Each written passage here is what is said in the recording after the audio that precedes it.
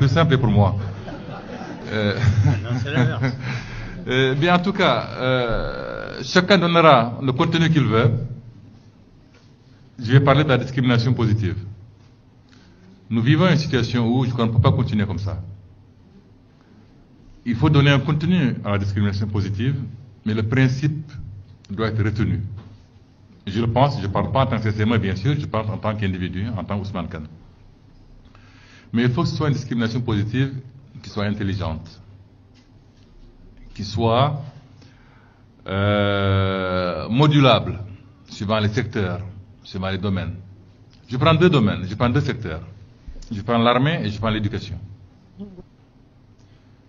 L'armée, actuellement, entre nous, on peut difficilement l'appeler armée nationale, telle qu'elle est actuellement.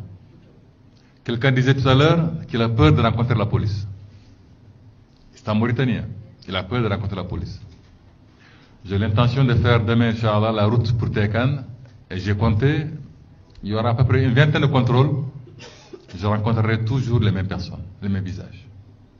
Sur la vingtaine de contrôles, gendarmes, police, douane, CG, SR, c'est les mêmes. Il n'y a même pas de hassanophone noir.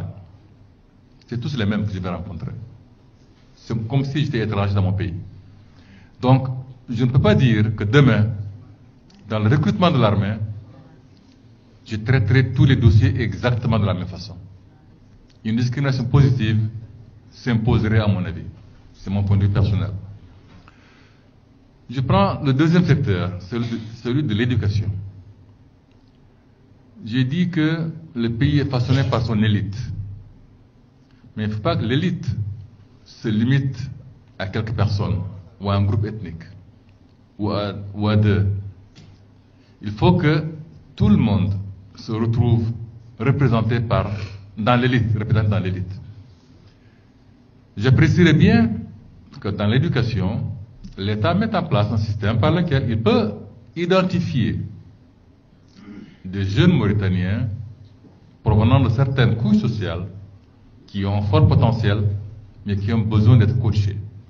Nous savons très bien que le fait d'être dans une famille d'enseignants, dans une famille d'ingénieurs, dans une famille de médecins, encourage l'enfant à aller loin. Quand on est dans une famille d'agriculteurs, de bouchers, peut-être qu'il n'ira pas très loin.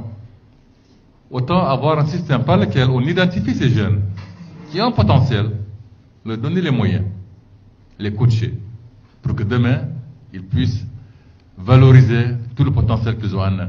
Je ne prends que ces deux secteurs pour dire, pour moi, il ne s'agit pas d'une panacée, mais il s'agit d'un principe qu'il faut retenir pour donner à chacun sa chance, pour donner à chacun la possibilité de se retrouver représenté dans les différentes institutions de la République. C'est mon point de vue par rapport à la discrimination positive. Bien, je peux parler un mot sur la question destinée au professeur, l'objectif France, qui est très compliqué pour moi en tout cas, mais je ne pense pas que la Mauritanie ait vocation à imiter d'autres pays, la France ou d'autres, hein, la France ou la Suisse ou Maurice ou d'autres.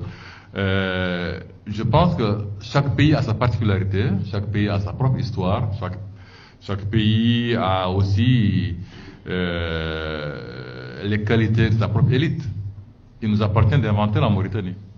Il nous appartient d'inventer ce que la Mauritanie